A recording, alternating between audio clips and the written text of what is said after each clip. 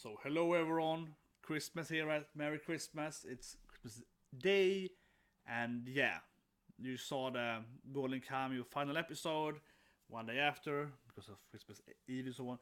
And what an episode! What an episode, right? It's always Golden Kamuy. I'm gonna do this top 10 thing, but Golden Kamuy easily is, in my opinion, the best anime this season. I don't just say that because, or for the year, I mean, not to say that because it's this review, right? But I really think so. And one thing why I really believe so is because I watched the episode, right? And I do my live reaction, and I was like, oh my god, this kid hit the head, and like, oh my god, like, what's the timer? I'm like, the timer's only 11 minutes. Like, what the hell? Yeah, that kind of feel I get from watching Golden Kamuy, right? She's like, this is better than a movie. And it's better than a movie. The content-wise, it's more than a movie. Just from the first half of the episode, I felt like I had watched like 3-4 episodes of a normal anime, right? Of this random kind of generic anime. Not one of the other really good animes, but you know what I mean? Kind of like, yeah, this anime. And Golden Kamuy, is so much is happening. Every episode, there's so much happening. And it's like perfectly paced too, but you never feel like, oh, it's too much happening. I don't understand what's going on. Like, it's not that took a Ghoul, right? Where it's like, okay, a lot of stuff is happening. It's like 55 characters. And you're like, yeah. It's more like, wow, so much traitors, so much intrigue and storylines, but everything makes sense. Everything's like perfectly paced. You have enough time to care about all the characters and understand the motivation and so on. And it's a mystery, but you know what I mean. And it's just a freaking masterpiece. It's just amazing. It's such a good anime. Such a good anime. Anyway, talking about the episode, but obviously it's another 10 out of 10 episode from in my book. Yet another 10 out of 10. And I keep saying Golden Kamuy. Why it's the best anime season? Because it's so consistently, in my opinion, the best anime. So I keep giving it like 9 out of 10, 10 out of 10, 10 out of 10, 9 out of 10 every week, right? 11 out of 10, yeah. So it's just so good. Anyway, so it's just so much talking about, right? So we have, of course, we have Akka Nubarapa. He gets shot, right? He's dead. He gets he head shot, right? Yeah, middle, perfect aim at him. Ugat kills him. That is probably, I liked the most. I have to say, I didn't like it that much, honestly. Because that to me is a kind of classic way, right? So you have this like mystery, the massive reveal is gonna happen. He's gonna tell him who actually killed Ainu. Was it, Kuroneko probably? Probably with his friend, right? He probably killed him. Yeah, his brothers, he probably killed him. But someone killed them, right? And not him. Maybe he killed them, but whatever. And he gets shot, right? Yeah. So it's very classic. He's gonna tell Sugimoto the truth about the, both the Ainu and the gold and so on, and he gets killed. So it's very classic, so it kind of keeps the mystery being, pushed until another like 10 episodes.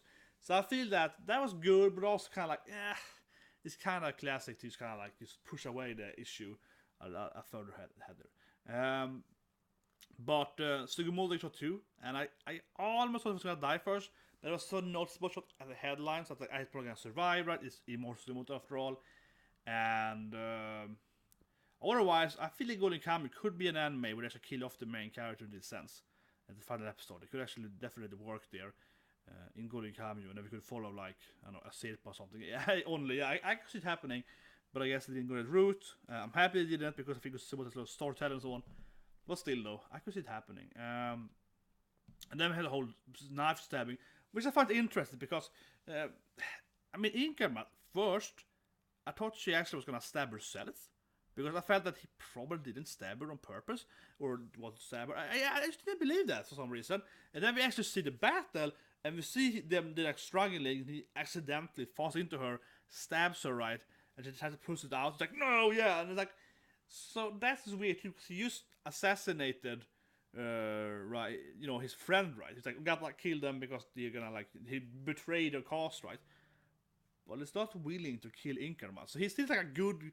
He's also a good guy, but I think he has a kind of morals, he has like a weird, I don't know, sense of goodness about him. He's like, no, we have to do this rebellion and fight the Russians or whatever, right? They create their own country, but also kill this kind of innocent woman, right? It's kind of a weird, it's like a weird thing there. So that is that definitely is like what's happened, but yeah. But somehow though, I actually. As I mentioned, that is actually what I believe was going to happen. Or not exactly the thing, but he didn't stab her on purpose at least.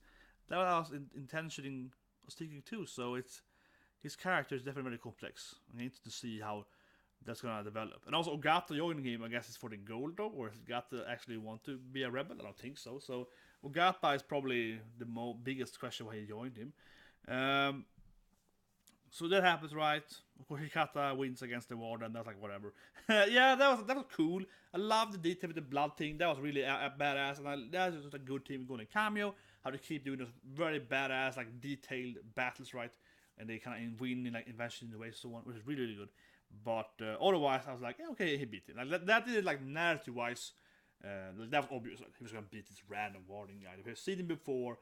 But the Warden clearly has his stories over because the Warden has been destroyed, right? So he was still gonna die. But they found some secret down there. He has still his kind of group of people with more allies, right? So he's still there. And then Sugimoto joins the 7th Legion. Yeah, which I love too. I love the ending there. Standing on the boat there, like, yeah, I'm coming as Tirpashan.